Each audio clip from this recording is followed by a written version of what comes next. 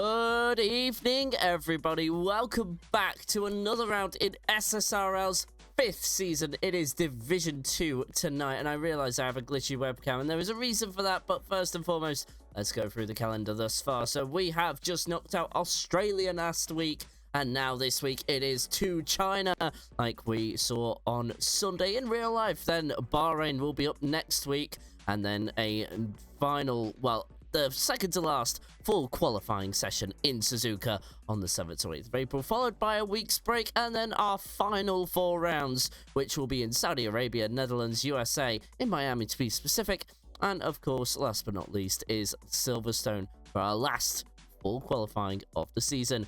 Your driver standings coming into this week, well, doesn't Andy have an unmatchable lead? As long as he attends every race and continues to win, as long as he finishes ahead of David, he will be champion by probably end of round 12. And that's really all she'll write about that. Danger Davids will have to probably turn his attention to second place, with fellow sort of Moksha hot behind in third and fourth, rounding out your top 5. Unlikely to catch up is Pleasant Stake. Then it's Jolly Boy John and Tabran in the Aston Martin. Then it's Energetic, Russia, Syria, and Kovachka rounding out your top 10. From 11th to 15th is Daryl, Quincy, Flip, Mr. Welter, and Eugene.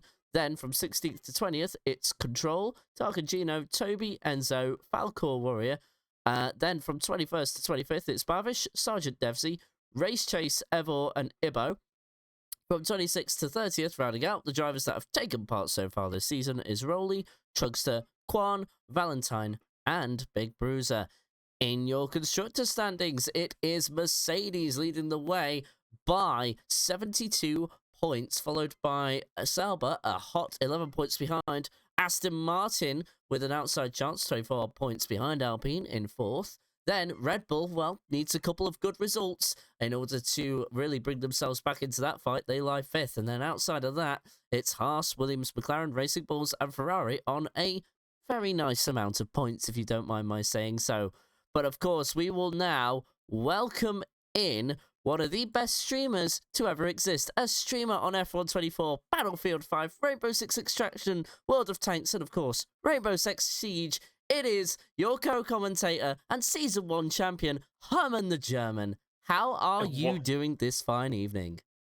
What an introduction. Thank you so much, Dave. Yeah, I'm looking forward to this one, especially with last-minute changes coming to driver lineups, and we'll be talking about that in just a couple of moments' time as we wait this probably awesome race. I hope there's going to be some rain involved involved as well, because this is certainly one of the better tracks to have racing on, especially on the F1 game. Maybe the race on Sunday kept some people not awake, especially with it being an early race for Europe. So yeah, let's hope this one brings a lot of action. Certainly has yesterday in Division 1, and was throughout the whole duration very entertaining to watch. If you haven't missed that, maybe check out Silly Season Racing League's YouTube channel to watch the VOD of this one, and obviously from yesterday as well. And let's get started, I guess.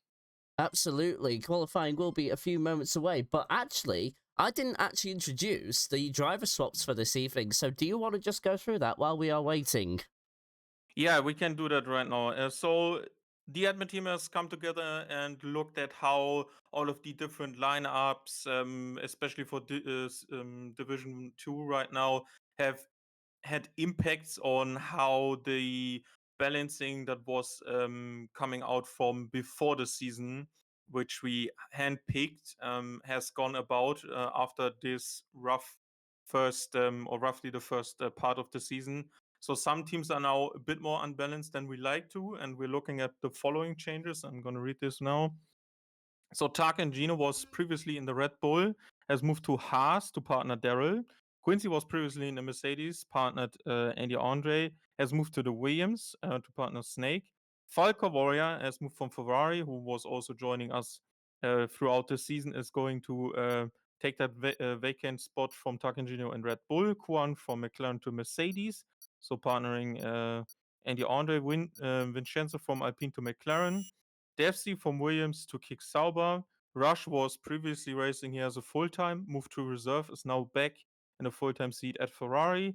Kovachka, who've been seeing making headways after more or less poor qualifyings into good race finishing positions, is now racing for V Cup instead of Kick Sauber. Eugene is moving to Alpine, and we have also Berwish from V Cup to McLaren. So most of the guys who have banked the most points for their team respectively are staying in the team. Speaking of Fellerson, Moksha, Andy Andre, also energetic. Only Aston Martin with Jolly Boy John, who for the first time in SSI history stood on the podium last time out in Australia, and T-Bran have stayed the same, and the other moves I just spoke about just happened. So yeah, we're gonna see a bunch of people now in different teams, different rivals to be watching out for, and obviously teammate is gonna be now different. We hope that we still have this one good driver, one driver at the back end of the field combination now.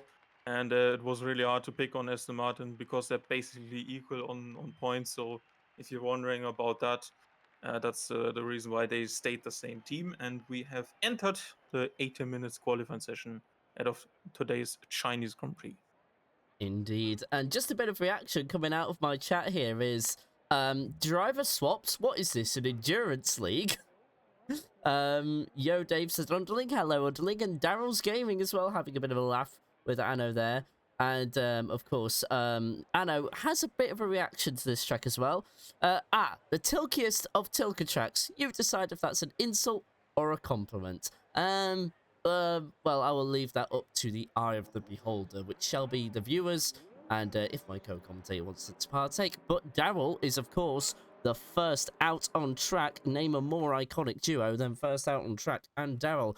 Daryl having an epic race last week from 20th to 2nd place, of course, serving a qualifying ban. Absolutely fought his way up the field last week.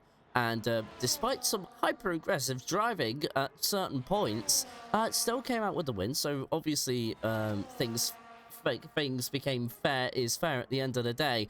Herman, what was your thoughts after the race, after thinking about Daryl's drive? For the first time, actually, I had a look also into the stewards room for SSI history. So I've been involved with Quincy's work for some seasons before I decided to retire. So I was looking at these incidences and had also my say in this, and I have to say they were really minor, so close to not being actually an incident. But we had to give at one stage penalty. So yeah, nothing happened there because Jolly Boy John had picked up the track limits penalty, so he kept his well-deserved second place there anyway. And yeah, honestly, what a great drive! Made everything in terms of decisions for strategy at the right time. Timing was so crucial, as he's going to be the first probably to pop a time in as he starts his first hot lap and the first hot lap of the evening. He was not so sure about it, but he took some sort of a gamble that was kind of lining up with what we saw on track in terms of the conditions. Drivers couldn't pick the idea of the Inter at the start. It wasn't deemed wet by the race director in game. So yeah, he took the first opportunity basically there was, and that was on the lap. He did, I think, lap 2, even at the end of lap 2. And after that, he just made way inroads, undercutted a lot of people who were struggling when they started to fight because everyone was struggling for grip. Then naturally more people start to fight for positions because someone's going off, someone's going deep. They just try to stay on the asphalt and not lose too much time spending in the gravel. And he just picked everyone at the right time in terms of also the fighting positions. And then just one or two minor moments where he wasn't completely applying with the rulebook. So that's why we got some penalties out there for him, but nothing or could have took anything away from how great that race was from him. We are just about to see the driver in question come across the line now. It's a 1:31.979. So the driver behind, I think, is in a Williams, but that's Eugene on an outlap, I would assume. Unless if that's Quincy, it most certainly is not. Quincy is a bit further down the track. He has just, he is actually just approaching turns, let's see, that's 11 and 12. I got there eventually. But it looks like it's going to be one of the Ferraris next across the line. So is that going to be Toby or Rush the Siri? It's the latter, and it's a 131.704. But of course, Daryl has recently made the switch from controller to wheel, so he is certainly looking pacey on that controller now. In the little chats I've had with him. Targino and Toby next across the line, 132.5, 133.2, and then a 132.3 for the VCOB of Energetic. But of course, these times are very early in the session. Expect that to change as fellow Sun by nearly 0.6 of a second gets that pole position, but only temporarily. We still have our championship leader to make an impression on the board. And of course, I was just kind of talking about this through the standings before I introduced you on to the stream tonight. I was just saying, you know, it's really Andy's championship to lose now. He could have this all sewn up by the end of round 12, and he needs about 104 points for that to happen, or 104 or above to have that come to a close. And I can see that happening, can't you, Herman? Yeah, I think so. You have to honestly say that especially the early part and with how many wins he got, as there's rain hitting the track, just like Chris, I think, if I'm not mistaken. At least in the last sector, it looked like there's some rain coming down as Eugene goes to 10 for Alpine right now over the line.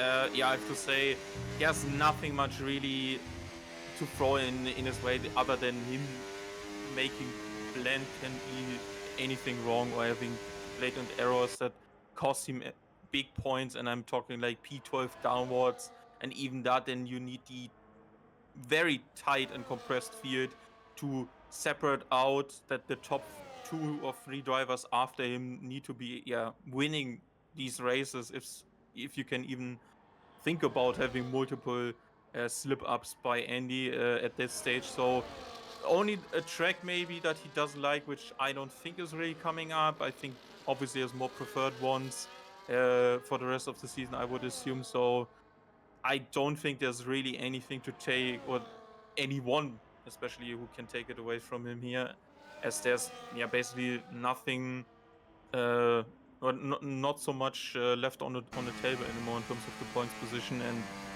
we give points to from 1st to 15th.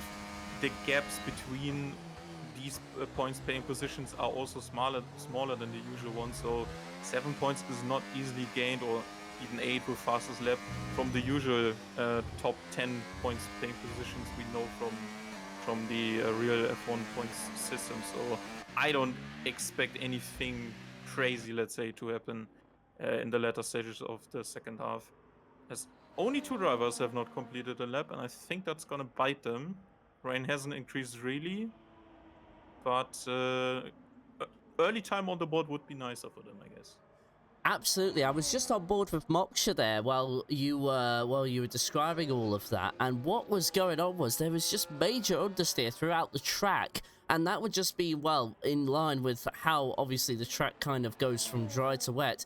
It's just this sudden cool down of the tyres, and then all of a sudden you don't really have any grip anymore. Energetic going across the line being a prime example. While not too far off, only 200ths off, it's still kind of significant because you can just see him through the first couple of corners here. You see him just understeering that little bit. It just doesn't look like he has full control of the car. And so with Bavish, and so, oh wow, Energetic in the gravel there as soon as I say that. But as I was saying, like, no, with Bavish and Sergeant Devsey now not setting laps until, well, probably right now, it's too late. Like, they're not going to get a representative time on the board. Ibo has only just come across the line from a 149 to a 136. And even Pleasant Snake into the pits now, allowing everybody through. Let's have a look at the McLaren of Bavish while we observe these changing conditions. It is very much a drizzle out on track, but it is still enough in this game to cool down the tyres and really ruin your qualifying. And then all of a sudden, you've got a Daryl from last week situation on your hands. So it's going to be interesting how the rest of this qualifying goes. 3 drivers have actually just started out laps as well. Jolly Boy John, Daryl and Trebran are now out on track, as is Kovachka, as fellow Sun coming in with the with what is that emote? I cannot actually have a look because my module Leaf chat is blower? broken on my MacBook. I think the four leaf Cloves? clover. Yeah, Clove. cloves. The Something luck like that. one. Look, yeah, it's the Irish look thing. But anyway, Bavish coming across sector 2 timing line now. Now I just need to keep everybody's expectations in check, because when you see that purple sector, that is only comparing to a personal best. Now obviously with Bavish not setting any time at all, it is only comparing to his personal best, not the overall session best. So do take that purple sector with a pinch of salt. That might not be representative at all. But here we go. Bavish down to the tight section of turn 14 onto the exit, and it's turn 15 with this small kink to the right hand side, then left turn of turn 16, and high speed there. ERS opens for the last time, and yeah, a 133.320. Herman, they have just left this far too late. Yeah, I think so as well. I'm looking at Daryl's first sector, and he's roughly a tenth down, 2 tenths down. That could be still recoverable over the rest of the lap, and I don't think it's like really damp right now. The track and the surface doesn't look like this, but it's certainly going to be slower overall. You just need to find that grip, and especially if the fronts need to be in a good window to have all of the turn-ins right, especially the high-speed sector of sector 2, and then this turn in onto the 1.1 kilometer back straight. Let's see if there's anything to recover, but it's all so loose already for Daryl at the exit of 13 here. So yeah, they left it too late at the bottom. They've put some times in. Bevish also beating 2 other drivers there. Not sure if they can find something. 7 minutes is still a long time. I can see this clearing up also in the next couple of minutes. So I wouldn't say Thaleson is safely through for the pole position. Only if it, gets worse, then you might see that they cannot find anything inside of the window. Let's see what Daryl does. And he finds nothing, almost half a second slower. Yeah, something I expect. Think they're trying to find a groove here, maybe. I've seen pole positions where the track has come back and the slight drizzle was only really pausing or delaying essentially the process of the qualifying session. So yeah, I think let's look at Andy here, second sector already. And the split is coming right up. So let's check with the current drivers championship leader if he has found something. No, also no, 2 tenths down. So yeah, I think Ooh, that's going to be tough for the bottom 15 to recover something. As I say that, Kovac has actually jumped Quincy for 14th. ooh. Good effort here by the Hungarian. So let's see if Toby maybe can replicate that. That's not a fast lap for him right now. And Devsy is going to be probably heading into the pits. Yeah. So I did just want to try and interject there with Andy while you were talking about his times, but anyway, let's just talking about Andy, because his sector 1 he was down 1.5 tenths anyway. So being down 2 further tenths, he just comes into the pits and just calls it. I might call it a session. There's clearly no improvement being found there. Daryl also being down on his time. In fact, he's invalidated the lap and has gone on the grass with DRS. That's very interesting. But as of right now, Toby, as Herman said, still on the time, but down on it. Kovachka up to 14th. So somehow Kovachka finding improvements in these very tricky conditions. It is very much still a drizzle, but as like I said earlier, very much still a slippery track as of right now. Eugene is the next one to start a lap in the Alpine. Alpine currently second place, 72 points behind the Mercedes outfit. Of course, with one of those swaps to make the World Constructors Championship a little bit closer, Quan and it was Quincy have been swapped. So Quincy goes to the sister team, well, sister Mercedes team Williams, and Quan has been moved from what I believe was McLaren into the Mercedes. Yeah, sounds like an interesting combination, I have to say. I hope Moksha can also find something more inside of the season to make it even closer. Talked about it before. Vincenzo was previously there. Seemed to be overall a stronger fit, but if he's not racing, then there are no points coming in. And we also midway through the first half of the season removed the rule where reserve drivers wouldn't score also for teams. We had that for the first 2 seasons, then added. I didn't have it for 2 seasons again. So it really depends on how the future also of these two divisions is gonna be looking like. We are, I think, still evaluating how the future is gonna be looking like with the new game. And speaking of new game, there's gonna be teaser for tomorrow on 4 p.m. UK time, so that's gonna be interesting. And maybe we talk about that for the Bahrain Grand Prix in qualifying and see what the game is maybe bringing for us. I obviously love to see unlapping under safety car again for league racing, because some of these unlucky souls have been trapped behind safety cars and needed to give up good chances of points regarding the top 15 positions, even though maybe half the race distance was to go and they just had an unlucky first lap or something.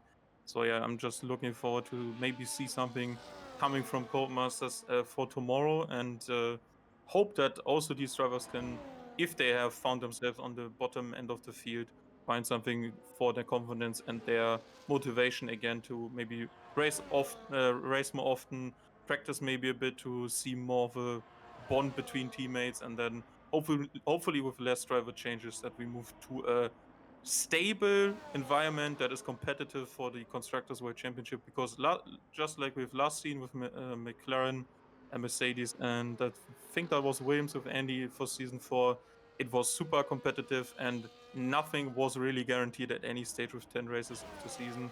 And we just reached 10 races and it's still anyone's game, I think. So let's see how these new pairs stack up as we have approached the 2-minute 30 mark, with multiple drivers still out testing these conditions. A couple of drivers as well on intermediates. That goes to Danger David, Tarkangino, and actually Eugene as well has made the swap over to the intermediates as well. So 4 drivers in total. Daryl as well is just testing out the conditions. Danger David did go out on a quick outlap there, but didn't want to turn that into a fly. Clearly wanted to save a set for the race, just in case if it does rain, and can't really blame him for trying. Now, we come into under the 2-minute mark, as Herman alluded to earlier, and we are currently, well, just kind of seeing the cars go around at this point. No real improvements being found. Herman, as a driver, what are you actually achieving by going out in qualifying and just testing out the conditions? What exactly is going through the drivers' heads, and what are they looking for out there? Yeah, that's honestly a good question. You have asked the right person, because every time I see rain and quali and there's nothing in the race, I just don't go out again, because there's a lot, especially if you do a lot of prep, you lose the muscle memory, especially in your foot, because the throttle application, braking, everything is totally different, and you are way more sensitive on throttle, and you really need to keep that. You need to keep that confidence. Where's the right amount to go fully onto the throttle, just especially with these snail corners, turns 1 to turn 4, and the preparation for the long back straight. You don't really want to feel this itchy kind of on the edge car that you will probably have in these conditions right now, because it's not really ready for inters. It's not wet enough as of right now. Also, the sun is still a bit out, which usually indicates it's some sort of a transition phase. The line is still there. It looks dry. There's only just a couple of drops compared to the start of the session, where you couldn't really improve from there on. So I really recommend, if you go league racing, there's nothing more in terms of no more running in the wet at any stage of the weekend, especially with usually league races being 18 minutes short quali, 50% league races. Just don't go out. Just keep the feeling from what you had in qualifying on your best lap, even if you maybe didn't have the best one compared to your practice. Just keep it there, because you're gonna need that for the opening lap. Car is heavy on fuel again, and it's the same conditions basically compared to quali. Not something in between that is not really giving you any benefit, because you don't need the feeling of the car in any later stages of the weekend again, until there's a next race like we have with these 2 divisions. If you had that yesterday, maybe try that for today. Yes, can be working, but not as of right now, as the flag has now fallen. Let's see if there's any improvements left here to be found. Pallison is done for sure, and the next 4 guys are not probably gonna be challenging him. Not really. Vincenzo's out there. I was following the 2 Williams. Quincy and Pleasant Snake were just on the same piece of tarmac, and Pleasant Snake with an awful mistake on the exit of turn number 14, sadly. So that brought an end to his lap, but I don't really feel like anyone's improving, especially fellow Sun, 2.7 seconds down at the end of that lap. Barvish is also on a flyer. He's just currently down the big long straight now, separating turn 13 and 14. Opens DRS, and we'll try and see if he does decide to complete the lap, but I wouldn't be too surprised if he feels it isn't worth it and just calls it a day, although that was a pretty good turn. 13, well, 14 even, all things considered, now through 15. Now coming into 16, the lap does seem a little down, but we'll see what the end result is. He spins across the start-finish line, parks it beautifully, but it is no improvement, but 10 out of 10 for show points, that's for sure. Daryl actually coming into the chat as well. Hello to you. Sorted by Temps should have a better race, according to the leading Haas driver. His teammate Tarkan Gino, who recently swapped from the Red Bull to the Ferrari sister team, currently locking out 7th and 12th in a 20-car field so far. But the main headline, Fallow's son, Andy Andre and Danger David on, well, in first, second and third in that respective order. And, well, the podium contender, Moksha, I didn't quite catch where he was, but last time I saw he was 11th, and I don't think that would have changed. As now we will go through the official results for qualifying. It is Fallow's son on pole position, like we just said. We've already mentioned the top three, with Andy second and Danger David third. It is Rush Nassiri in the Ferrari in fourth. Of course, Ferrari in last with a very nice amount of points. Enzo is in fifth, followed by Jolly Boy John sixth. Daryl, Tabran, Snake, and Energetic rounding out your top 10. Then in 11th is indeed Moksha, contending for that second place in the championship. Gino 12th, Bavish 13th, Eugene 14th, then 15th Kovachka, with Quincy, Toby, Kwan, Devsy, and Ibo rounding out your top 20. And now we get ready for the race, and we are about to find out the conditions the drivers will be subjecting themselves to. It is a wet race, and to me, Herman, that looks like intermediates. Not sure. The Ibo tires just switched to, I think that's medium. So I think we might have a dry tire start again, just like maybe in Australia from 1 week ago. Before we head into the race, your predictions for the top three, please.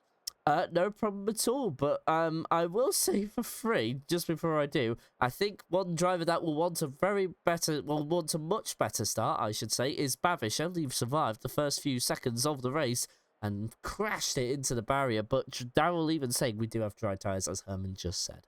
So, my top three, I think with Fallow's son being king of the wet, I think that prophecy is going to come true again tonight. So I'm actually going to say the top three remains as it is from qualifying, with Fallow's son first, Andy second, and Danger David third.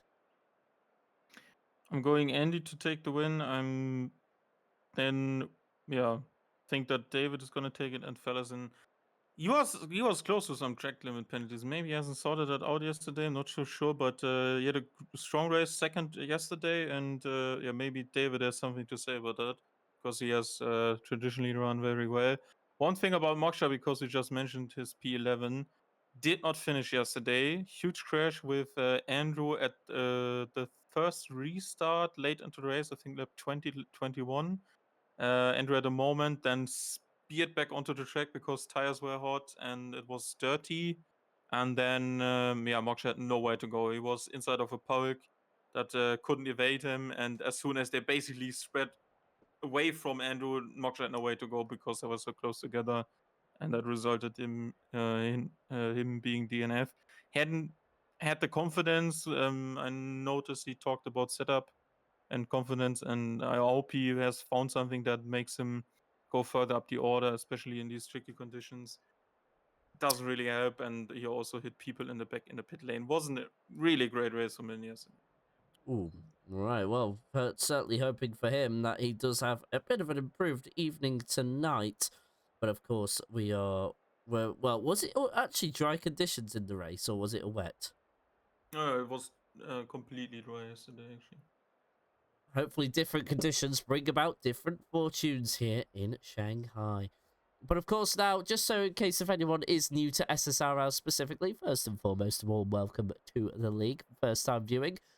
Season 5 has brought about a rule change where there is a mandatory 2-stop obligation And you do have to do it under wet or dry conditions, so nobody gets no excuses for that. 2 stops, or you serve one of the biggest penalties post-race from the steward's room.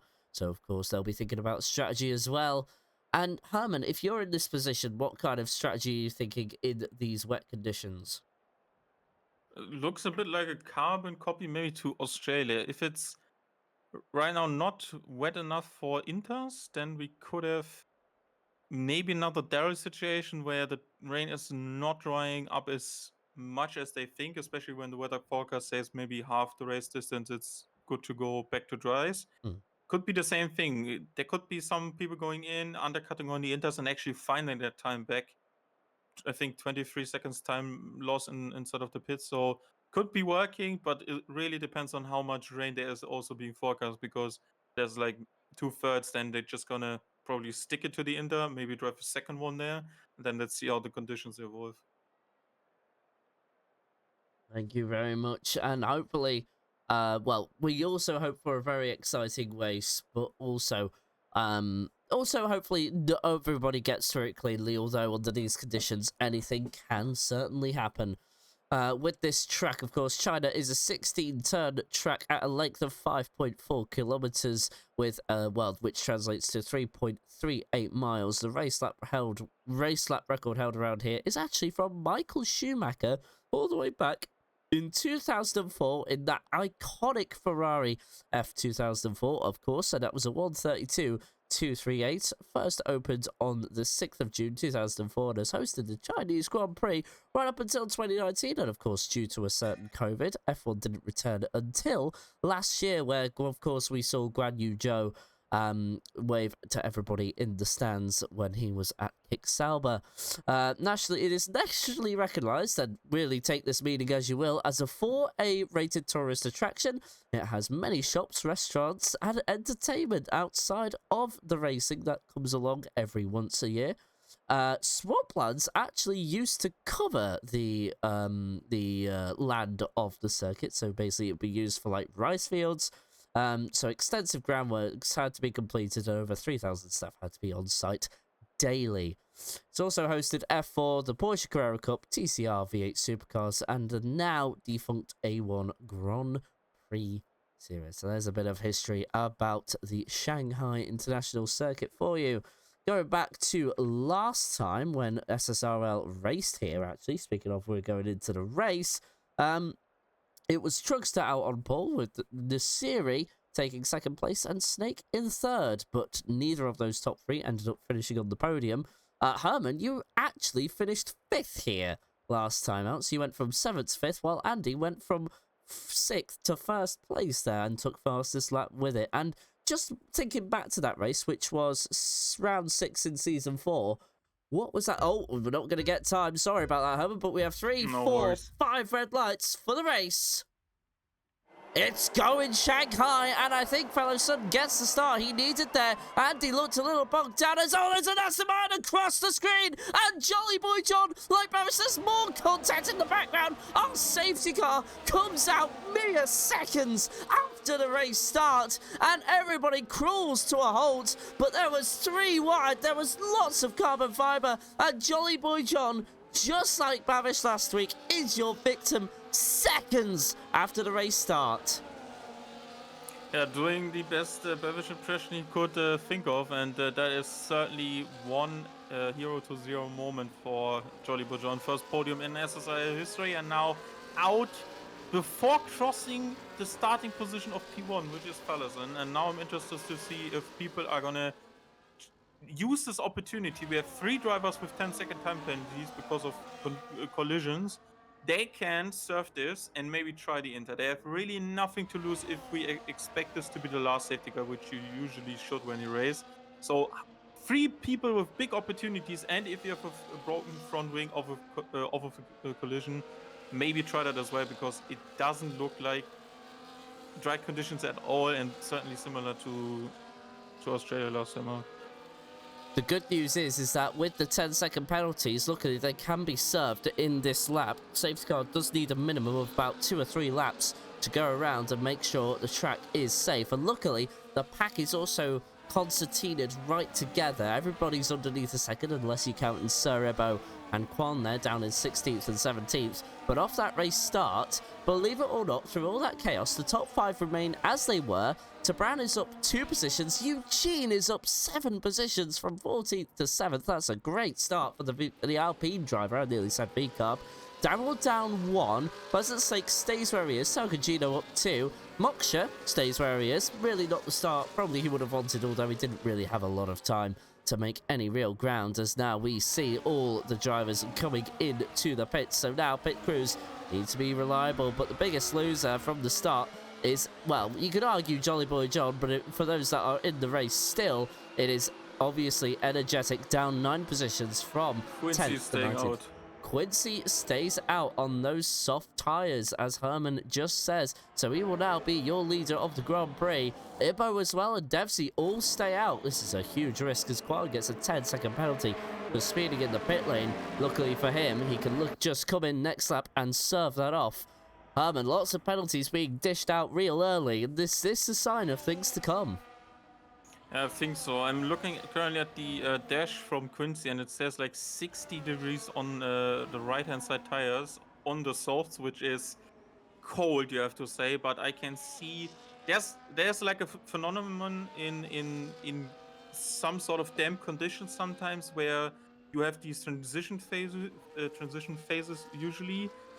The tires, if they are preserved basically because they are cold, obviously they don't put as much as grip as grip as they can, but they don't they also don't wear. There's like no graining really in the game, so you don't have to go through this pain kind of, especially with the front left we saw from Sunday. So there's kind of a chance here, if it dries up soon, that the soft can actually have the duration and the lifespan of a medium, when it's obviously not pushed for 3 laps under the safety car, and also after that he just tries to keep it on track, because it certainly has still the best opportunities after the intermediate that most of the field have now put on, where you really have to look at, okay, just try to get him in some sort of a window around 70 degrees, let's say, and then you can still work them.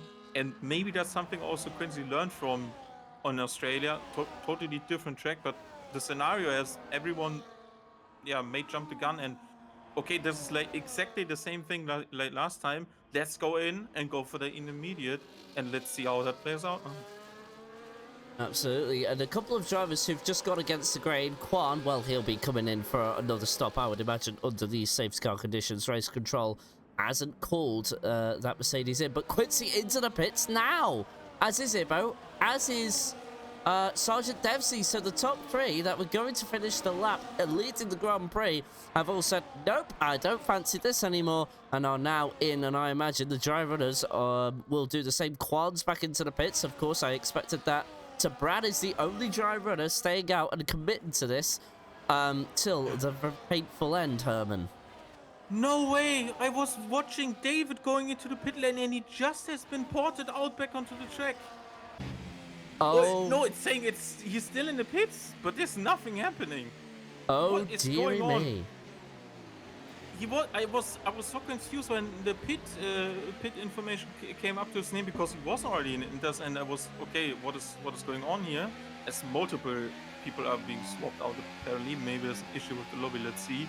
And then just David going into the pit lane on Inters. I was thinking like, okay, did you just feel like the car is not ready for Inters? Because the top 3 that stayed out certainly think like it's Inters. The tire temps are not there. Not at all.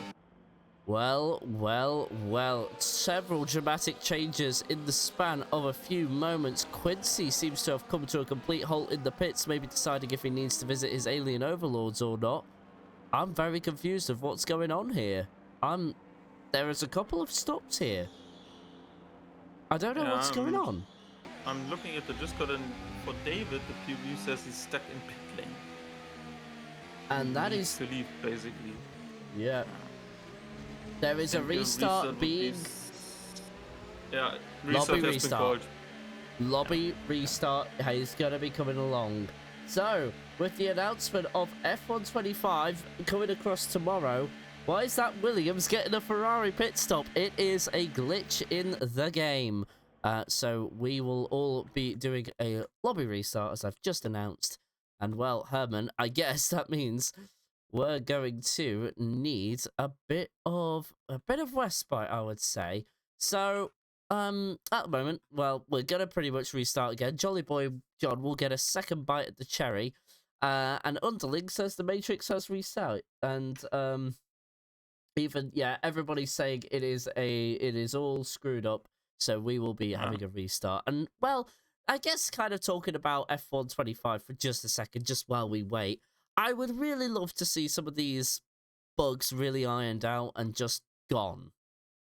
Yeah, certainly. There's so many things, especially sometimes they fix something that wasn't there for the first time, and then they just somehow revive a bug they have removed several games ago, which is always begging the question for basically new engine. But I've also seen them come out and say this is fine, but like this is the same they've been using since F1 2015, so 10 years would be on the clock now if they continue to work with it. And I'm also thinking EA hasn't really put resources in, so they just put their name basically on the cover and that's it.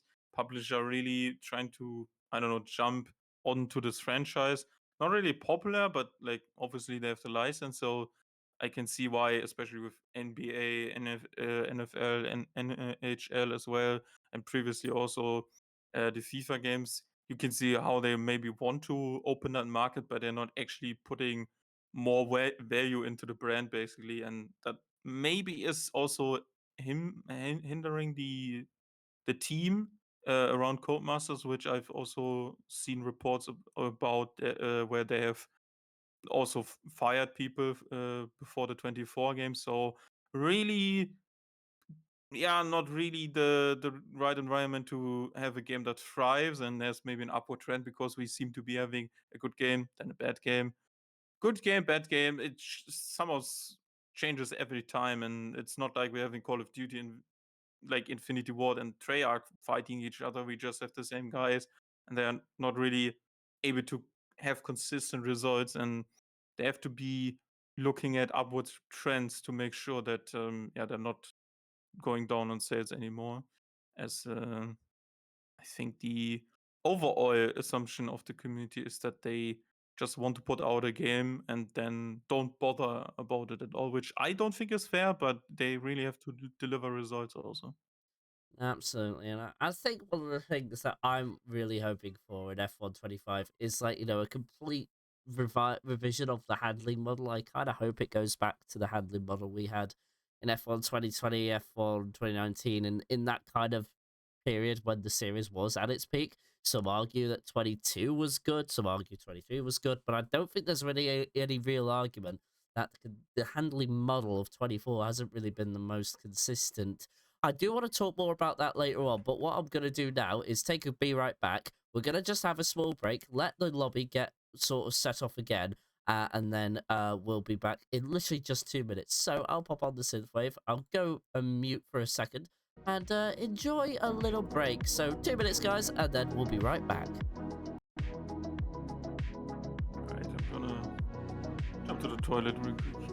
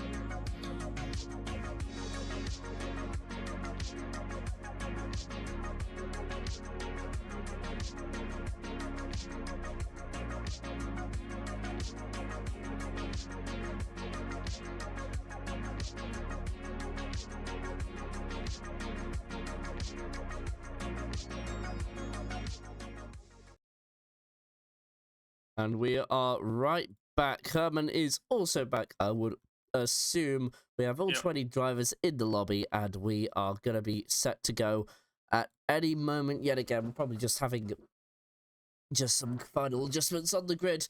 But yes, no, Herman, I was talking about the handling model and what I would personally like to see from it, like, you know, going back to F1 2019 or F1 2020. Not necessarily that feeling in the car, but also just kind of that consistency which is missing from the game, because the F124 model, at least to me, inconsistent and a little unpredictable, I guess. Like, I can't really think of a better way to put it. What do you personally think? Yeah, think I'm a bit of an outlier. I honestly enjoy the 24 model a lot. I don't do the kind of abusing things that look also very odd, like bringing the full lock in for a corner that really doesn't need full lock, for example. So I think the biggest improvement for me over 23, which was my personal favorite since the 2020 game, was that especially on some tracks it was better and high speed feels like you have a lot more control. And I hadn't had any upgrades on the wheel or anything. So people who make jumps from more budget wheels to like high value ones, they always say the high speed feels very great. And the overall feeling for some of these tracks, especially the best example is Vegas. Like the slow speed is more grip, and the high speed, which there are not a lot of corners on the track, but just feels like you have greater control. I do agree the car feels sometimes a bit inconsistent, and you do something for 29 laps, and on the 30th it feels you do exactly the same, but it feels different and something happens. So that is something they need to look out for. Honestly, think also the return of no ERS is also a good thing. So that helps also with like the driving you can set up to maybe enable, especially in, for example, on this track, turn 14 that happen if you have too much respin, put ERS to none, then you basically have zero. And there's some sort of an improvement for that. And I think an overall combination of 2020, 2023 might be the way to go, or at least also the most popular pick, I would say, for the community. Fair enough. Yeah, Herman bringing his unique knowledge into the stream as always. But anyway, it's 15 seconds to go until we begin the race session again. But I imagine we will take a few more seconds after that just to kind of decide strategy. And well, I do expect there to be different conditions this time. I think we are going to lose that excitement of the wet. But we're about to find out now as the loading is complete. And we're currently on a black screen, but there you go, and it is fully dry, so that means, unfortunately, the excitement we've built up for the ret race is now completely gone, and, well, hopefully we can see a bit of a return at some point during the race, although it does look very blue sky out there, to be honest with you, Herman. Yeah, I have to say that there's not really any rain on the radar, I would assume. I think also the call that has been made here is dynamic weather. So this one was picked by the game, and don't think there's going to be any change up.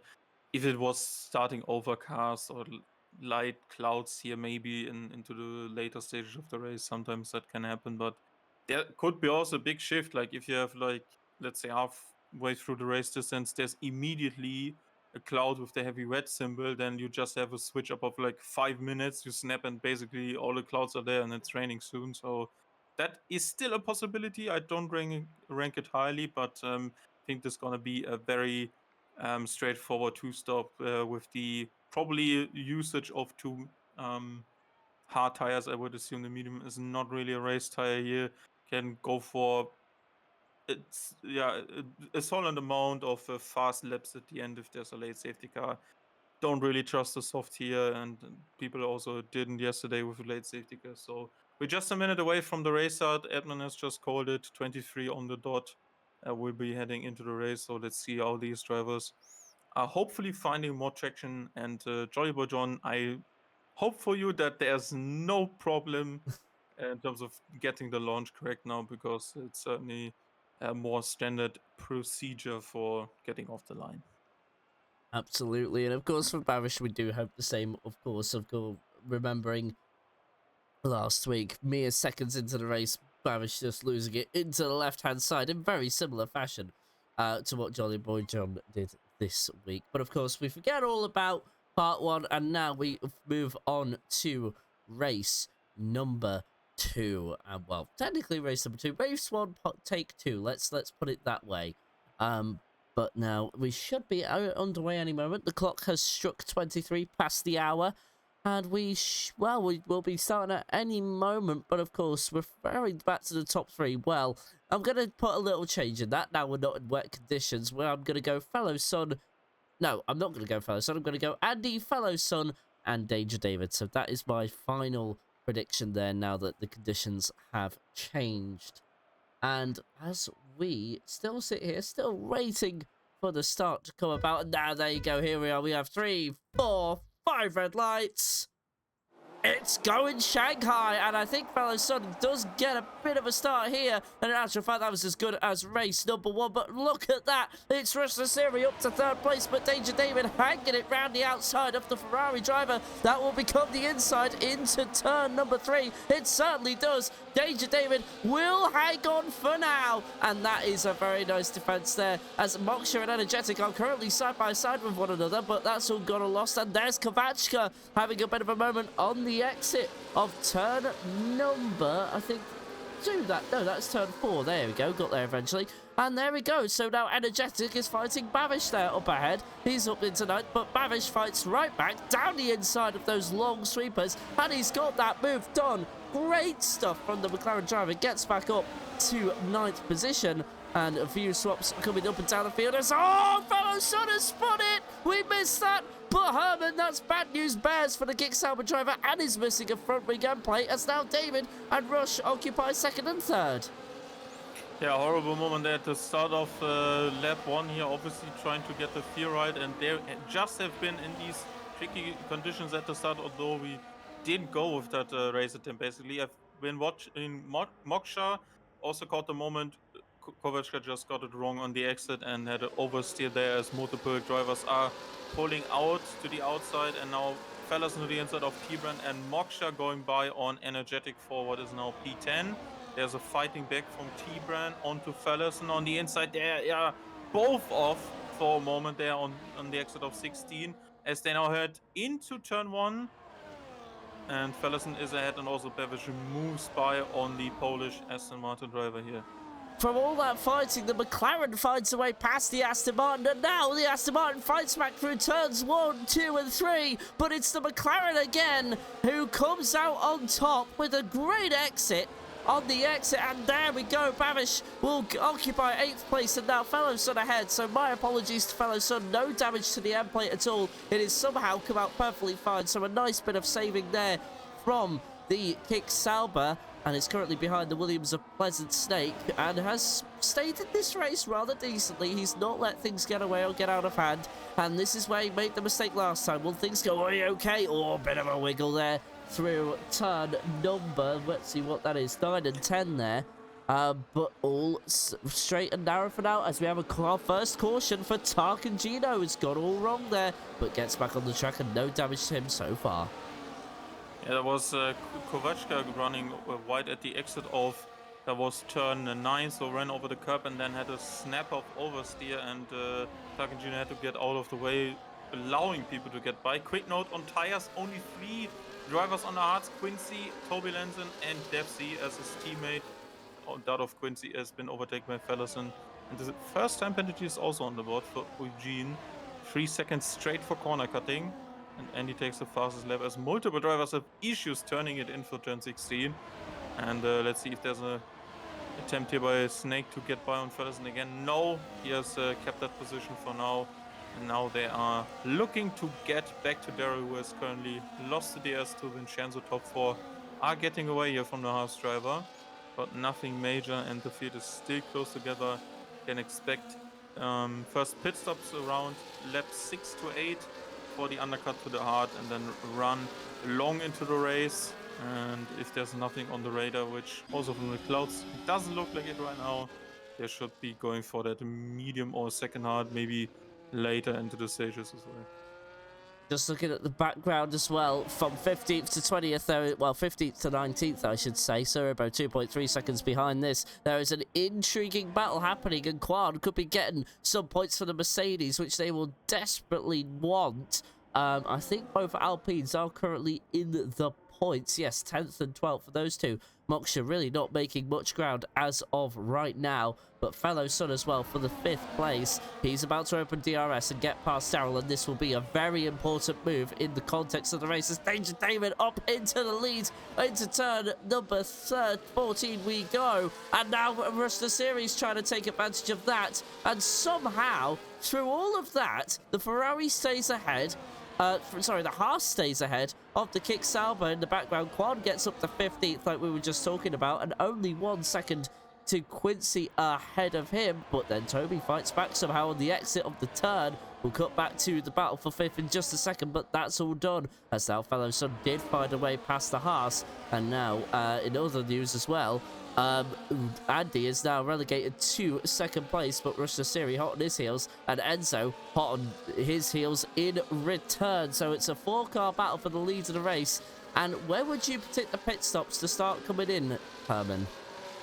I think lap 6 to 8 is probably something we're going to be seeing. The tires are really not grippy enough at the start of the race because the fuel load is so heavy, and with no formation lap, really, you can't get a feel for how much there is. Maybe that also is something Fellerson learned the hard way, basically losing all of his positions, also recovering a couple of them. So I don't, like, there could be at any stage a moment where just, especially with the train from Fellerson down, where he is right now, pulling these guys along, there could be just one going in, having an absolute banger of an outlap, and then just find a way past 3-4 guys just a lap later. So everyone in that train has to be wary. If someone breaks out there, they need to go in as well next time. Leading car battle as Russia Siri again trying to fight for 2nd place, but no dice again as we have a caution in Sector 3 for Sir Ibo, but that is short-lived, and we will continue the race as now DRS opens down the start-finish straight, and Danger David looking like he's going to have a go at Andy into turn 1, but isn't quite close enough. Will still place the car there to give the Romanians something to think about, as I think Daryl's had a bit of a moment coming out Internet issues. Internet issues. Oh, thank you very much, Herman, there. Be on the ball there. Thank you for keeping us aware of that. But Russia Siri still unable to get that 2nd place. And yet again, Enzo, like last lap, very much hot on his heels again. Fellow Sun also not really making any dent on this gap. That increases to 2 seconds from 1.8 last lap.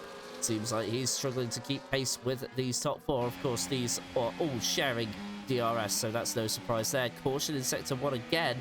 This time for a Kick Sauber of Sergeant Devsey, but slow out of turn number 4 there. It seems like he just had a moment on the accelerator pedal. Kovashko and Quan doing battle again on the exit of turn number 6 there, going through 7, 8, and 9. And it's all settled down. Oh, Ferrari off, I think. Yeah, it's Toby. Ferrari having a moment there. No damage to report, but everybody kind of losing it on throttle application. What do you think is causing those issues, Herman? I think they're trying to test the limits, honestly. If you feel like you don't have the downforce, you need to push more to the edge of the car that is really there. And the front end is so important. The track is front limited because of the extreme punishment the front left takes, and you really have to see it through. And Toby's on that hard, and they should be getting into the working window very soon, but he was maybe trying to follow someone very close there. And that really didn't work out for his line, maybe, or he was just caught out by an oversteer snap, which can happen inside of that high-speed chicane, turn 7 and 8. Great battle here happening for 9th position to Brad and Energetic going at one another with UJG behind, not too far behind at all, despite that 3-second penalty, trying to find his way in, trying to take advantage of anybody's misfortunes. They still go side by side for 9th through 4 corners, nearly contact there, but they all come out squeaky clean. And now through the sweeps of 7, 8 and 9 we go, still side by side here for 9th place. Who is going to come out on top? And it is still going side by side through there as there's a bit of a scribble for the V-Cop, and it's still there. He's still there. He's still there, but the Aston Martin cuts off the nose and solidifies 9th for now, but that battle will continue through into the next DRS zone, which is just after this corner. We shall stay on board with this. This is absolutely intense stuff here. And it's just for 9th position. There's nothing really at stake here as of right now. Although the Aston Martins having a great time in the constructors, they could use a couple of good results. But it looks like the V-Carb lost touch there, as now that's Eugene in the Alpine going through down the inside into 13 there. But there's also been a couple of swaps on the exit of 14 into 15. There's 3 wide as fellow Son into the pits trying to undercut the drivers in front. Probably saw that second place loss to DRS to Andy RJ and is now in the pits. We'll keep an eye to see what tyres he selects. Herman, over to you. 3 wide moment here from Bevish, Moksha and Pleasant Snake as Moksha's made his way into... Oh, there's a collision with Bevish! And that's huge calamity for Moksha. Another dark day on the Shanghai International Circuit for him, as he's now been spun around and back to his 11th place starting position, losing basically a whole pit stop to these guys he was just fighting with. And honestly, what a move by Bevish to stick the nose in there so late into the turn, and especially with Snake being on the outside. Moksha needed to leave space on the inside for Snake because the corner cuts back. The next turn, that is officially turn 3, you need to give space to the outside car because they're going to be turning in as well as you. And in order to continue fighting, you need to give space there. And Bevish just completely took Moksha away from that fight and left no choice to basically spin him around as he hit him into the side of the rear, basically where the car is very vulnerable to spins. Battles up and down the field. It's very hard to know where to look at, but Andy is leading the way yet again, and that's no real surprise as Danger David takes back second.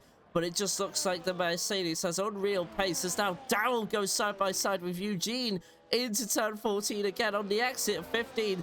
Second to 4th now making their pit stops. We'll see what tyres think about and make that 5th place as well. Daryl stays out. So that means most of the mediums have gone in and probably responding to the call that fellow Son made. So let's go and have a look at the kick Sauber drive. A bit of a squirrel on the exit there. There's a Mercedes in front. Quan could do Andy a couple of favours here, holding up fellow Son. Holding up the charge. Andy did not pit on this lap around. And then there's a bit of a battle happening up front as well as Kovachka up into 5th.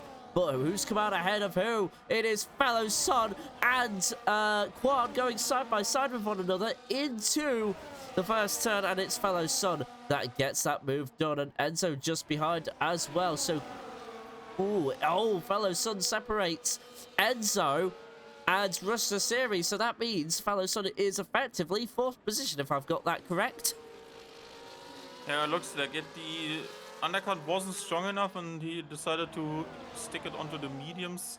With the hard tire going like 20 laps in this race, you kind of want that to be still an option to you, especially when something happens again. And Rush is fighting David here inside of that second sector. And he jumped actually one of the guys that were in the fight after Andy gapped them, and there was no way from them to recover as they were fighting on very little ERS. Now Fallison, although he had traffic, he is back with the runners for the podium position, and there's a moment by David that allows both of them through. Rush and Fallison now taking that position. And let's see if Andy, he is continuing once again. He did some sort of similar strategy just like yesterday, or he's currently executing that, as we have multiple attempts here on Tarkingino, who is yet to pit, and on the outside goes Fallison. I think that's going to be an easy move for the Hungarian. And now there is, I think, Kovachka into the pits, and Tarkingino also dives in to them right now as Quincy is further up the order, just in front of Russian Syria here because he has started on the hards and is going long. The inside line is opening up for the second to third turn, and now Quincy has the inside line, is defending from Fellerson, and also David behind there has opted for the hards, Rush for the mediums as well. And now Fellerson is through here for what is effectively P3, since Daryl has not stopped yet. And there's another yellow, and that is Sergeant Dempsey into turn 3. Sergeant Dempsey with a bit of a mistake there for one reason or another, but gets it pointing the right way. No safety car yet, as of right now. But of course, we all saw what happened last time out, and maybe that's just for the best right now. We never know. But they go at the moment, cutting back to the battle. What is effectively third position? Daryl and Andy yet to make their pit stops, although Andy is really far down the field. Make that about, I would say, 24 seconds. So he's got a nice pit stop window, but Andy actually takes that now. So let's go and see what's going to happen here in this pit stop. But of course, we need to keep an eye on Enzo as well. Enzo really needs to make this move now, or else he's going to find himself in a whole heap of trouble. But Quincy has DRS here on Danger David, so never mind. Enzo there is refused the overtake he would have liked, and now things happening in the background. Toby gets past Squad, Daryl into the pits as well, follows Andy through. Andy on a fresh set of hards, and fellow son just coming down the start finish straight now, as is Rush Nasiri, who is going to come out. Well, look at that, look at the undercut and how effective it is. It has brought Andy right back into that battle, and that's not what he would have wanted at all. Although he can go to the end on these tires, that's the advantage. Bavish is your next driver to get a 3-second track limits penalty, and there's all sorts of swapping thanks to Quincy and Quan into the pits this lap as well, taking their obligatory first stop. Remember, there needs to be a second pit stop as well, so these tires will not go all the way to the end. Sergeant Dempsey with a 10-second speeding penalty for going over the pit lane speed limit. As I can find my words and get everything in order. But now the biggest loser in all of that, I would say, for the top 5 is Enzo there, dropping out of DRS and trying to find his way back. Only really got a couple of corners, but now even Danger David is in trouble of being dropped. Just finds that extra second at the very last moment. Well, extra couple of tenths there, and is in the DRS. But Enzo... Oh! Jolly Boy John has spun it. Turn in 9 again. Someone has found too little grip on the exit of the double left-hander inside of the second sector, and he has gone around. I was just watching this fight because Moksha and Bevish, after the earlier contact, have been reunited after the first stops, and Moksha made quick and fast work of that, but Bevish is still hunting in his DRS, and they were both following Jolly Boy John, and nothing, luckily for both of them, fighting for P12 now happened there. Only Jolly Boy losing some positions, in fact 2, and then some 7 seconds as we see Toby now making his first stop, and obviously promoting all of the guys behind, and also a 10-second speeding for Toby. That's gonna sting here, but I think there's gonna be a tough fight for points here on their hands. I think more people are looking, a lot of people are looking more likely to finish in the points here tonight compared to Toby, as Moksha is again back in 11th, and he's not liking that. Although there's still a huge fight to be found between Pleasant, Snake, Eugene, Energetic, T-Brand, and Daryl, I assume, in the next lap. So if something happens there, or maybe at the front, which is also now closely together again after that undercut against Andy just a couple of laps ago, they're going to be finding opportunities maybe here, even in a dry race, compared to what we tried to start earlier on, as this is now our second attempt. And let's see what Rush does in terms of his defense. Another battle that has reignited from the pit stops is actually the battle for the final points-paying position. Quincy has just gotten outside the DRS there, and another battle that we're just going to bring focus to now is the battle for 9th place, because Daryl is down the inside, but Energetic has no DRS and needs to kind of be in the middle. There's contact between Energetic and Daryl, and there's gone, and wing and plate from what I think was the V-carb of Energetic. No, it was the Haas, and no, it was actually both the V-carb and the Haas. No! And I correct myself again for the third time. It was the Haas losing its front wing end plate, so that'll make Daryl an unhappy man. What a drive he had last week, and it is just coming a bit undone this week. But now Energetic fighting back into turn 1 through turn 2. It's going to be very tight between them as we go into turn 3. But now Energetic getting himself into, well, not himself really, Daryl and Energetic getting into drama, going 3 wide into turn 14, and just didn't quite work out for Daryl. He is now limping a damaged car and will lose cornering performance in the high-speed sections like through here. And, well, we're just going to see, cut back to the battle for 15th as of right now. It looks like Kovachka is trying to stick with Quincy for that defense as Tarkangino trying to score points for the Haas. For the Haas camp won't like the news of Daryl getting front wing damage and will serve to repair in his next pit stop. So a safety car might actually be what's preferable for that team, as now Rush the Series is going to try and defend that lead, although it's only going to be mere moments into turn 14 where the DRS goes, fellow son, and takes the lead of the Grand Prix for probably what could be just a few corners, as Rush the Series, I thought, went right into the back of him. No damage though, so probably no contact, and just a quirk of the game so far. Herman, who's been your driver that's currently standing out for you? Yeah, I was actually trying to pick out Eugenia, 7th currently on the road, and has made up, in fact, 7th positions.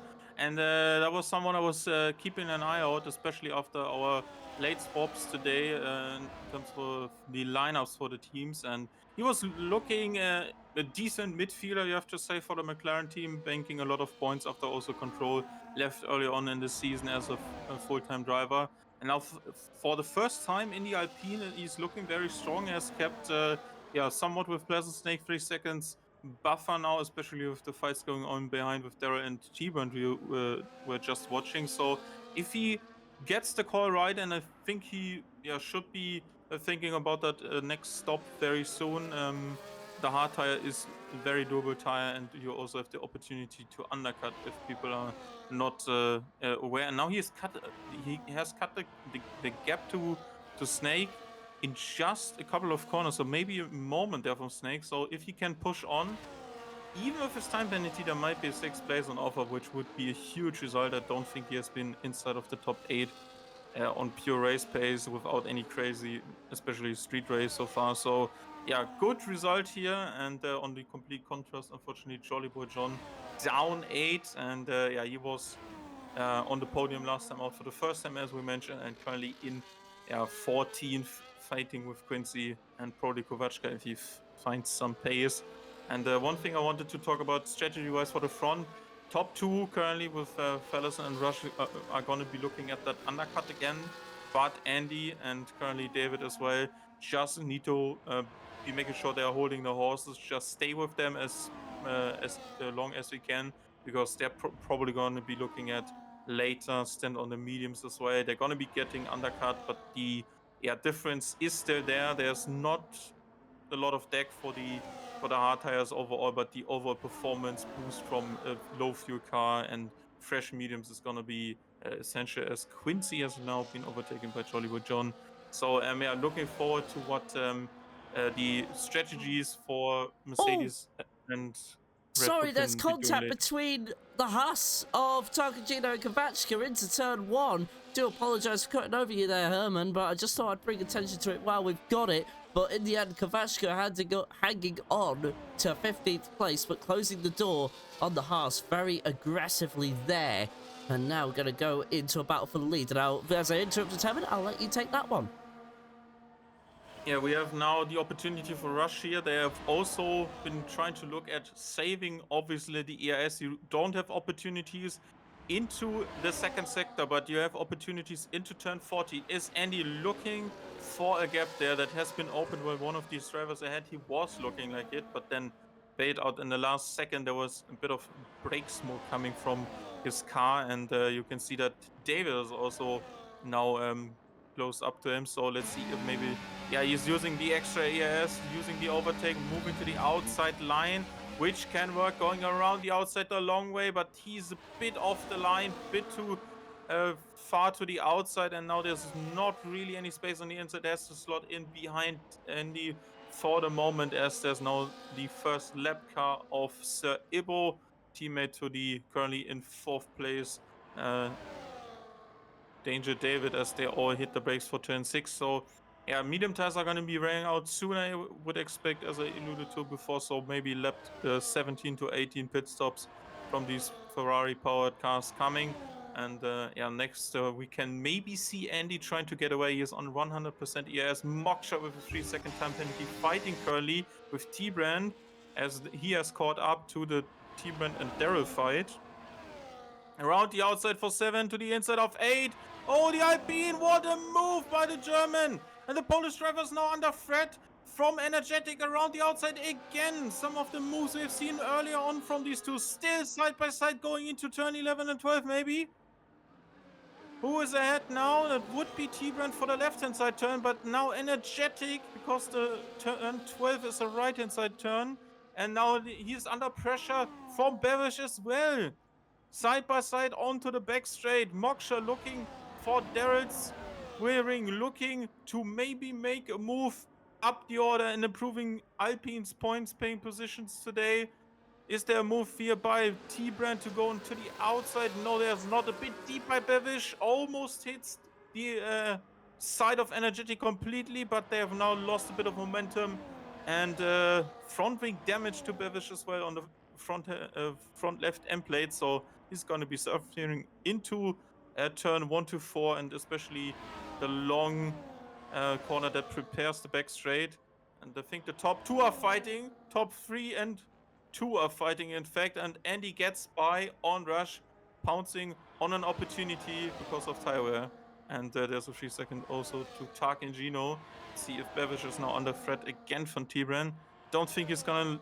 Yeah, he's gonna stay behind now. No lunge coming by the Aston Martin into turn 6. So yeah, important move here for Moksha for the rest of his race, as he's still behind Daryl, but has now Energetic for company around the outside. Goes the V-Cup again. Inside line would be his, but there was just enough room for what has been Moksha's line on the switchback from the right to the left-hand side, as there's been unfortunately a disconnect for Bevish. Let's see if Moksha can have a move, an opportunity on Daryl, who's been suffering from front wing damage, and obviously no DS means he's vulnerable to any of these guys behind. An eye on the minimap, and Rush is actually pitting now. So first guy in the top 4 group to jump the gun, and Moksha is a bit too far behind to make a move now. So pit stop phases for the final stage of the Grand Prix has been started by Russian Series. Just in case if anybody's new and anybody's confused why we are seeing second stops, remember it is a 2-stop season, so whether it's wet, dry, or even snowy, you must make those 2 stops. But at the moment, battle for the lead is now starting to get interesting, as obviously Rushna Siri now, as Herman just said, brings the final pit stop window to an open, and who will be the one closing it? Quincy and Moksha down in 12th. They're having a bit of a battle, but that's because Moksha's in the pit lane. So as Herman had just alluded to, there's Sir Ibo in 20th getting out of the way. So he has been lapped by nearly the entire field. He's got 1 minute 3 seconds to the next car in front, which is Sergeant Devsey, and Jolly Boy John are also in the pit lane as well. So now we're going to cut to our top 3, because surely you would like to come in this lap and cover off what will be a charging Ferrari of Rushna Series. Came out in clean air, 2.1 seconds to the next car in front. I was also just going to say as well, I've been noticing Daryl's battle as well. We'll come back to that in just a second, because Andy is about to go for the move for the lead to the Grand Prix. Can the Scotsman of David follow suit as well? Not quite. Slots in behind, knows where the battle is. He knows he's got a chance at the win, but then again, 3 other drivers around him also know this, so he's just got to be careful and pick his moments. Follow Sun into the pits. Danger David follows suit. So now we are going to soon find out, as Quan has a 3-second penalty for track limit violations. Or repeated track limit violations, as now Andy will assume the lead of the Grand Prix, but surely will be looking to make his stop. So now, tyres, what are we going to see? Danger David, fresh set of mediums. Fellow Son what about him? It's a fresh set of hards, so different tyre compounds there. Who comes out ahead? It is Fellow Sun, so of course things will resume as they were. And there's Ruster Siri getting in between both of them. Here we go. This could be an important couple of corners for Ruster Siri's Grand Prix. It's not enough, but he gets in front of David at the very least. So at least he stays in front of the Red Bull, but in terms of the Kicksauber, remains behind. And now Fellow Sun needs to try and find a way past the Aston Martin, and that could make things awkward as well. And Daryl is being stubborn as well.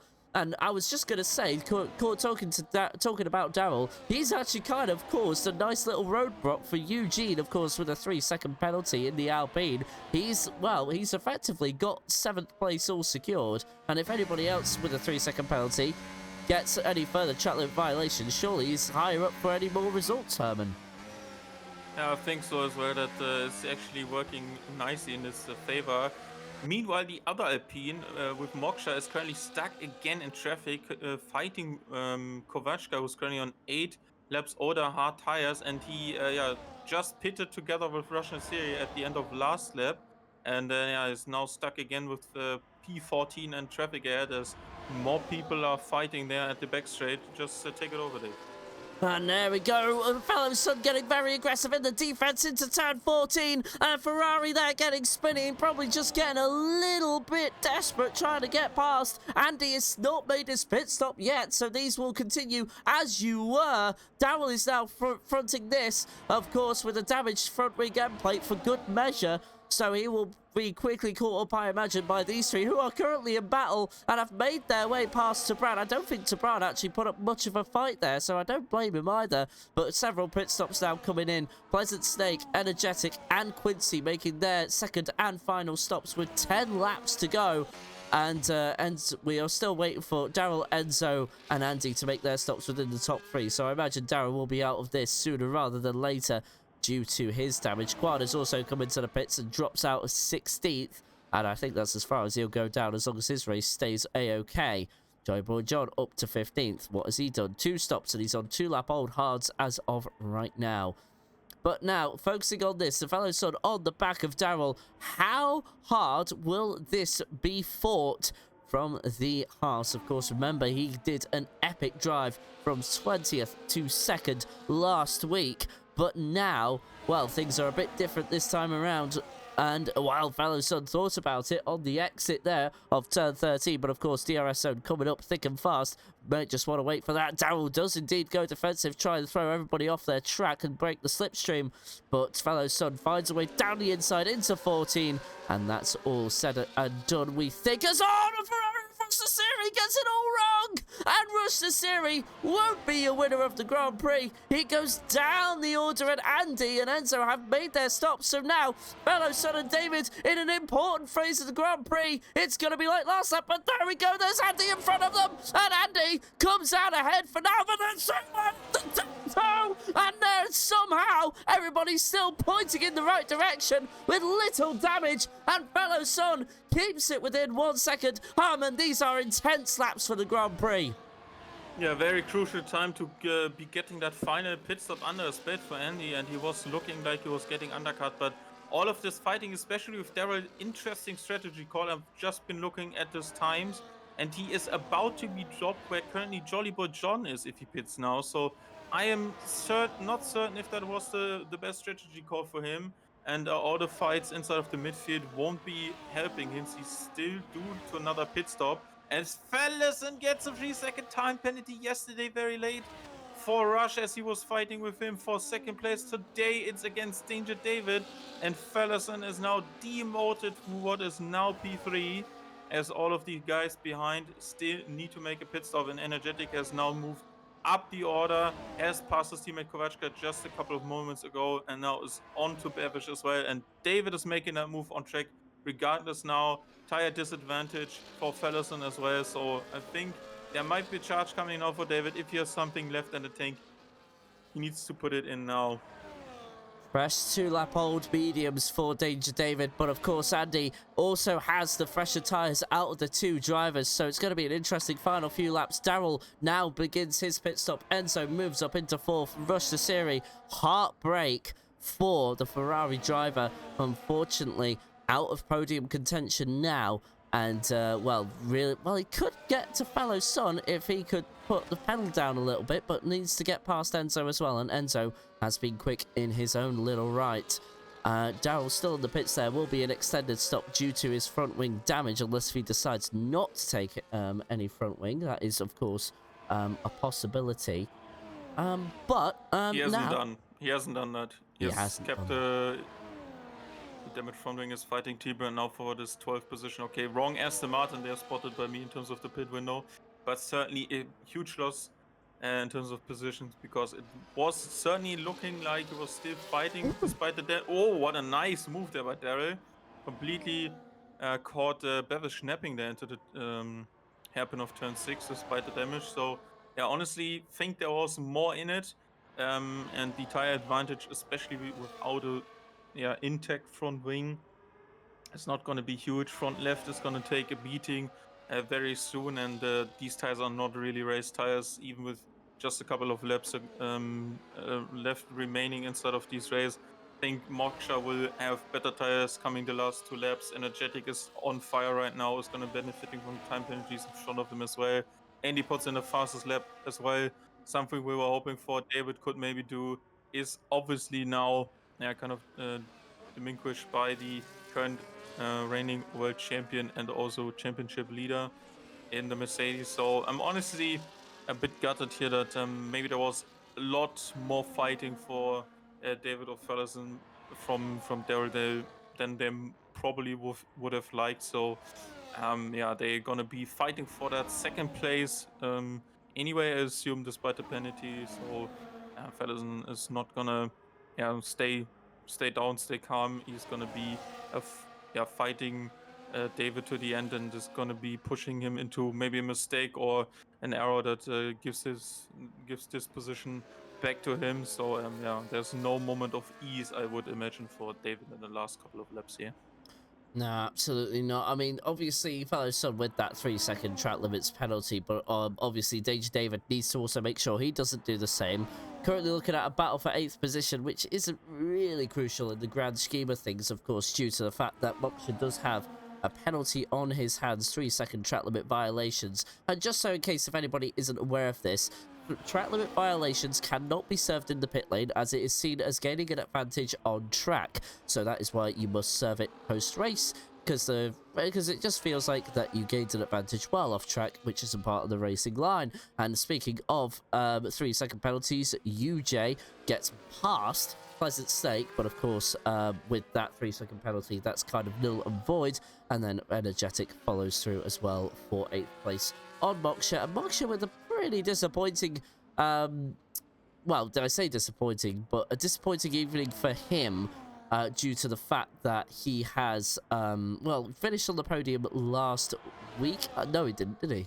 I don't remember. Who finished where? No, it wasn't Moksha on the podium, but of course had a string of podiums earlier in the season and has just not been able to replicate that quite as well in the latter half of the season. Don't get me wrong, he's been in and around there usually, but I think just tonight he will probably think, well, that probably wasn't my best showing in all of SSRL, and hopefully he can just recover back and come, well, come good when we are back next week. But it's all kind of gone quiet here on track. I mean, the leading battles have kind of separated themselves. Fellow Son carrying a 3-second track limits penalty. We really are just kind of seeing who makes it to the end at this point, aren't we, Herman? I'm currently enjoying Energetic fighting Moksha into the high-speed chicane and on the double left-hander where the V-Cup is on entire advantage, and also I think Snake is going to be trying to get back that position of UJ in the next moments as he has been sticking with him throughout the second sector as well. So a lot of kind of duels, Fallerson, Danger David, these two. Then we have Moksha Energetic, and there's also Daryl and T-Brand still, and they are basically all in the same picture right now. Let's see if Energetic is moving. Yeah, he's moving to the outside now. Let's see if he can spot the braking right. Still side by side. Maybe switchback move by the Dutchman. Yeah, looks good. Exit is nice. Inside line is Moksha's though. And now maybe another cutback. Very well executed under braking.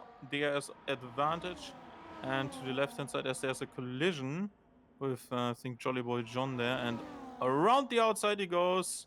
Inside line is still Moksha. He needs to bring it in now. Still side-by-side great racing by these two. And Moksha now gives up the inside line for turn 3. And they have swapped positions. Obviously, with the time penalty, nothing really changes there. But great racing by these two. And yeah, as you alluded earlier to Moksha, horrible showing yesterday. Also coupled off with the DNF after collision, and he's probably hoping China does not return in the future for SSRL, because that has really been hampering. Now he was on the up in Division 1, and also yeah, as you said, string of podiums earlier on in Division 2 is not helping his cause. And yeah, he is not looking very in the comfort zone for this weekend in China in both divisions.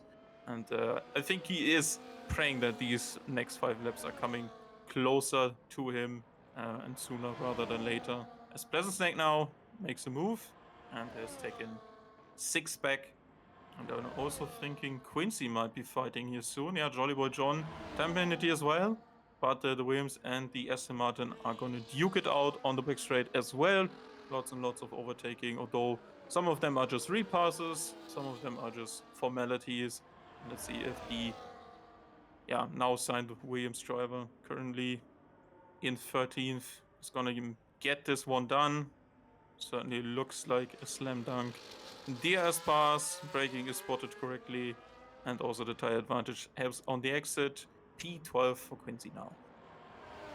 And there we go. So Daryl actually has brought a battle alive. This is genuine for 10th place. No time penalties between them. But unfortunately to Bran, well, I say unfortunately, but to Bran, fortunately for the Aston Martin, has brought a bit of a gap down, but up on the Haas driver there. So he will probably no need to worry about that. Of course, remember Daryl getting front wing end plate damage with a 3-wide moment with a with a V-carb and a McLaren.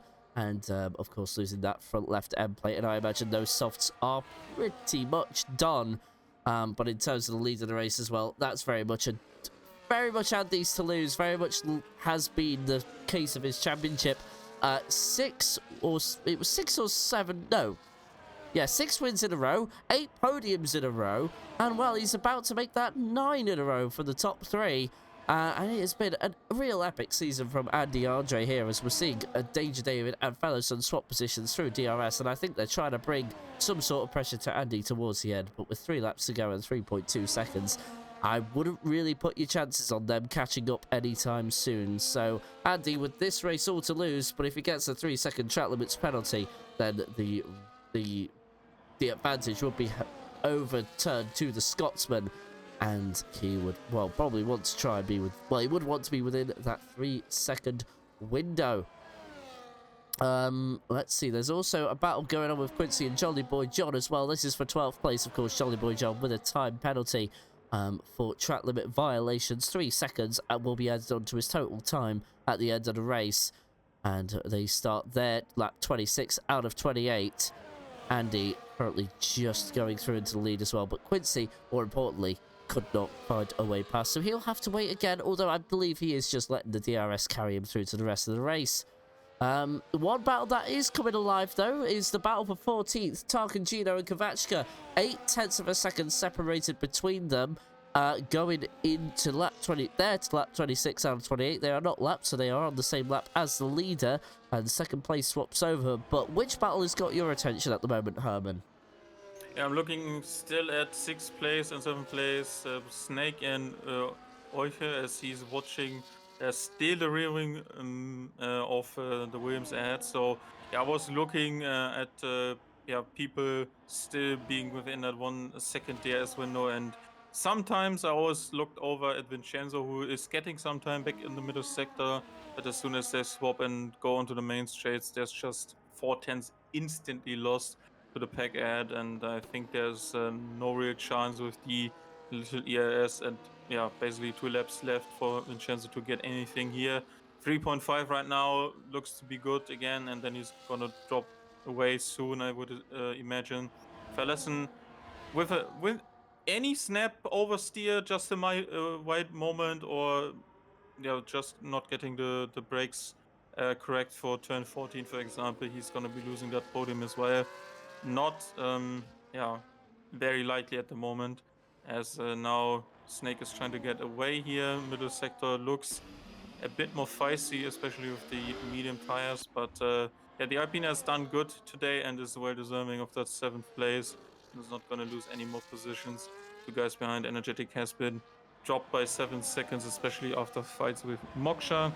And yeah, one note I wanted to add to Andy as well. The only reward he hasn't gotten inside of this season for Division 2 is the driver of the day.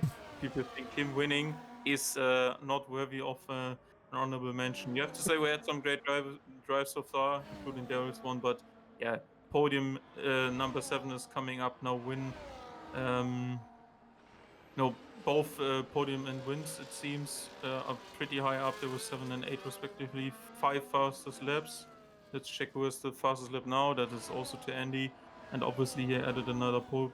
Oh no, there was two fellas in today, so there's no pole to his 6 tally right now. But I'm sure he's gonna pump in one fastest lap in any of the next races as well after qualifying. So yeah, he's to lose at any stage, you have to say, but there is going to be time soon or point in the season where there's nothing more to lose for Andy, and he will be crowned, yeah, 4-time world champion.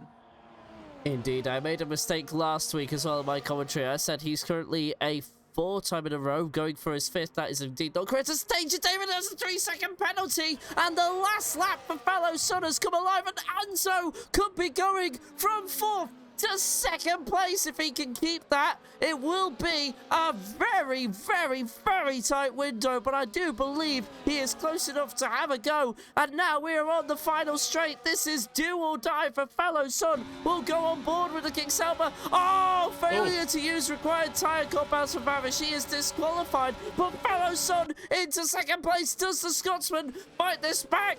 No, not yet. And he will come across the line for the next, probably 8th win of the season.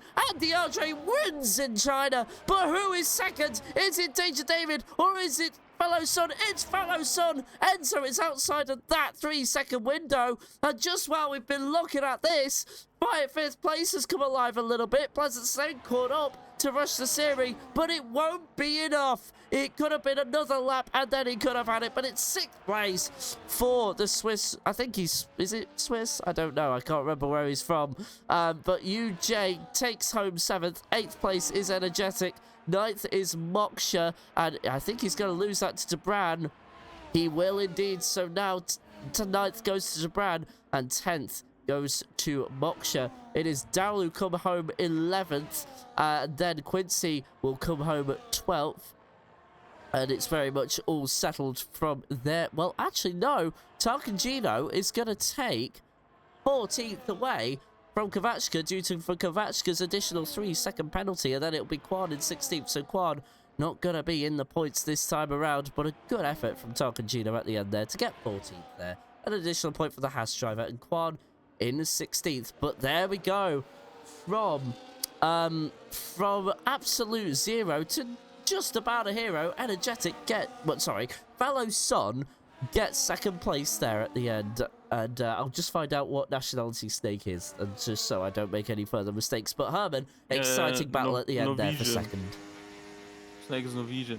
Yeah, Right. honestly, this is the most heartbreaking loss of a caster prediction, because you just got this right because Fellerson overtook David, and mine with David 2nd and Fellerson 3rd just got wrong because David couldn't keep the car on the black stuff.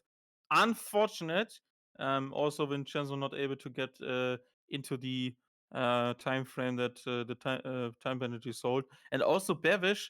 We have 2 stops because of this season and this league, but he was failing to comply with the 2 different slick compounds you have to be using, and that is certainly not a great look on your first day with the new team. So yeah, he wasn't running very hard. He had disconnect as well, and then did not put any other tire than the one he was apparently running. So I think that was the medium. Yeah, bit baffling here at the end, and he's gonna get more time penalties added to his 20th place, and I'm pretty sure he won't bother, but a strange mistake, I have to say, still. Very strange indeed. But yes, apologies to Pleasant Stake there. So actually, the Norwegian driver. So very sorry about that. I do not get much of a look at these flags. So there you go. Hopefully, Pleasant Stake doesn't take that too personally. But anyway, we will now have interviews with first, second, and third in mere moments. And in fact, some of them are already here. So we're just waiting for Andy and Fellowson to make their way. And Fellison will not be here this evening, guys. He is resided to his bedroom for some reason. gotcha. No problem at all then. So, well, we'll just get things underway then. It is Andy Andre. Congratulations on yet another win in season 5. Things just seem to be rolling for you this season. Yep, indeed, they are. Especially the division, the second division has been very good for me. And finally, I had a pretty clean race. The strategy really worked out just as I intended. I know that going for the undercut would put people in a difficult situation later on used tires. So yeah, just the shortest total race time was the way to go today, and happy it worked out. And I guess now I've just did some head maths just before tonight, and I was just looking at like where things are in the championship, and if things go well for you, you could have the championship sewn up by the end of round 12. Is that a target you're aiming for, or is it just one race at a time at this point? Honestly, I haven't really looked at it and done the math, but it it doesn't really matter for me when it happens. Just that I get it eventually. So the focus right now is on Division One, where I'm at a more vulnerable position. But for Division Two, yeah, when the time comes, I'll uh, I'll be there. All right, Herman, you can take the next questions. Yeah, obviously, Andy, we talked about tire strategy, and you extended. Obviously, you did that yesterday, and obviously with the race slowing down a bit with two safety cars yesterday late into the race. You were obviously on that advantageous tire late again. Seems to be nothing really that could face you today. There was obviously gonna be attempts of undercuts, and we saw obviously Fallon took his learnings from yesterday. Rush was obviously taking learnings, and you still kept this like sort of just stay out as long as possible until it comes like some sort of a threat, because Feddersen, first time when he was pitting, he was stuck in traffic, couldn't get by, and obviously had extra time loss because of that spin on lap one. But how or what is there anything you did differently in terms of the strategy? Because obviously I didn't put down the lap numbers, but it just felt like a carbon copy of yesterday, and you obviously executed it perfectly with your setup again. So anything you put extra thought on before heading into this race compared to yesterday? The plan was pretty much the same as yesterday. Pit on the laps, which give the shortest total race time. Going for an aggressive undercut really wasn't what I was intending. There were too many risks that come along with that, like getting into traffic and having worst tires at the end. Also, a safety car puts you in a pretty bad position in that situation. So, I obviously others went a bit earlier, but I stayed out the same as yesterday, and yeah, just had a clean race. Didn't really get involved in too many fights, and yeah, pretty much the same as yesterday, with the exception of the safety car. Obviously, that was a big help yesterday. Today I didn't have that, but still, the new mediums at the end were much better compared to what the others had, and I was able to pull away quite easily. Yeah, okay. Yeah, I see that. Yeah, as I said, like a carbon copy, but yeah, great to get your insight as well there. So yeah, congratulations again on your P1 as well from me, and I have nothing to add there in terms of questions. Yep. Also from me as well. Thank you, guys. Congratulations on yet another win. It is becoming an absolutely great season for you. And of course, we'll see you next week. See you next week. Bye. Alrighty. Well, we talked. Well, we don't have fellow Son in here because I'm sure he would have had a lot to talk about in that final lap. But it is Danger David here. I will say congratulations on P3, but it was on that final lap. It could have been second, but it all just went away. Can you just explain what happened? Yeah, it's overall for me, it's a good result. I'm happy with the fact that I was able to get a P3 in a podium. I don't have the confidence around this track for some reason, and I tried a few different setups and I just couldn't dial it in. So P3 for me is good, but of course, knowing that I got that 3-second penalty about 5 corners from the end of the lap is quite disappointing. It is what it is. I think once I got that penalty, I knew Fellowson was going to take over me on that DRS straight, and I think the main idea was to minimise the time to the P4 behind me and Vincenzo or Vinny. So yeah, happy with it. And I guess in terms now, you try to hold. I guess your focus the turns onto second place because now with Andy getting more points on you, we don't personally see anyone catching Andy at this point, not just yourself. So in terms of the final few races, is your focus very much on keeping runner up in this championship fight now? That's it. Getting more experience battling Andy on the side because you never know what next season holds. Ultimately, he's done well this season. He's been very consistent. He's made the right decisions. Today, I made a big mistake boxing when I did the first time because it got me caught in traffic and it just put me on the back foot from there. So I think I need to make better decisions in the races to have a chance at competing with Andy. Need to review that, work on it. All right. And Herman, next questions. Yeah, obviously, David, you've been looking great for tonight, and I've just noticed a bit of a trend here for you. After Canada DNF, you took a win. Now Australia DNF last time out. Now you're second. Is there some sort of a feeling inside of your head that there's some sort of a roller coaster going in terms of that consistency you're a bit lacking in these last couple of races? You've been on the podium multiple times. You're obviously no slouch, and we know your performance and what you are capable of. But obviously, in the long run, and obviously moving maybe ahead also in the next couple of races, you want to build consistency, want to build momentum to make sure that you bow out with a good feeling bit of confidence as well because the game is also coming to an end. New news coming out tomorrow. What is going to be your main target in terms of preparation? Because I don't assume all of the next tracks are going to be favorable towards you at any stage. So maybe there's something you need to look into to keep some sort of this up and down trend maybe getting away from you. Yeah, good question as well, and you're quite accurate with everything you said. It's the big factors of consistency. I think going into a lot of these races, I just don't have the confidence with the setups I'm trying, and that's because of me. It's something I need to improve on, but I think I'm looking towards the next game now, and I think the next game I really need to dial in quicker and get more consistent because qualifying's letting me down here, strategies are letting me down. But at the end of the day, I'm still getting high enough up the kind of overall finish results. So I'm confident going into the next game. I think that's what I'm thinking. I'm looking towards the future. Okay, looking forward to the obviously.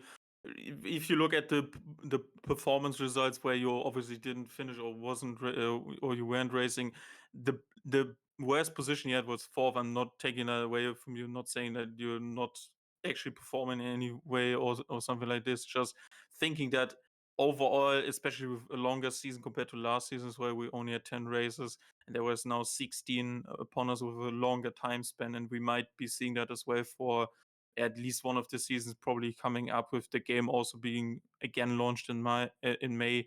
You want to have a good start as well, obviously, which you also had, and then just build from there. Also have races or have less races where the nothing works you maybe, and you still can salvage some points with 15 positions, obviously bringing points to the table. So looking forward to what maybe brings something advantageous to you with the next game. And thank you for your insights. Congratulations Oh, again thanks on very your much, P3. guys.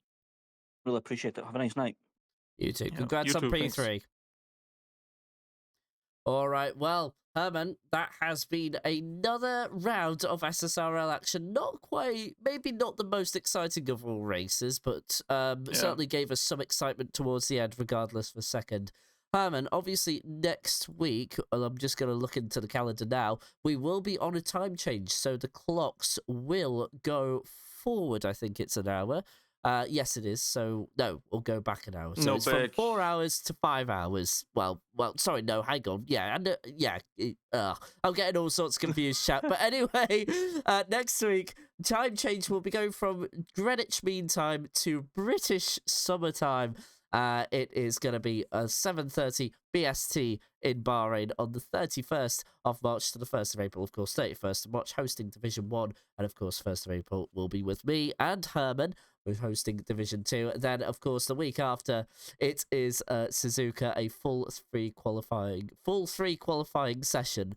I might just want to stop because I think I'm starting to go tired. So I'm going to sign off right now. Herman, any last words for the stream?